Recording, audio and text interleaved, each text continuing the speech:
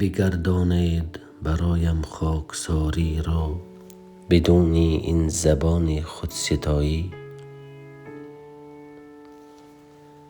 بگردانید به ما صدق و وفا را، نخواهم تحقیر و از هم جدایی. بگردانید ترحم بین مردم،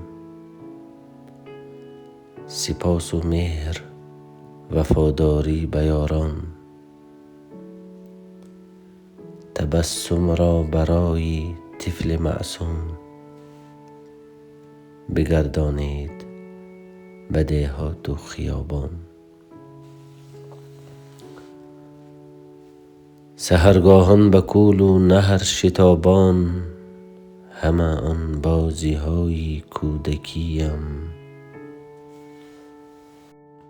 و در توی خانه ها پرگشته مهمان، بگردانید همان روزها برایم. به نزدی صندلی شبها نشستن،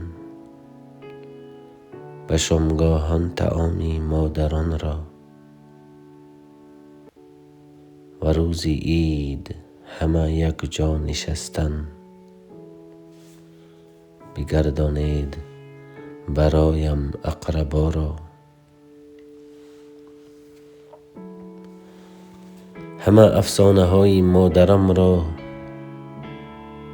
شبانی تار به نزد دادرانم.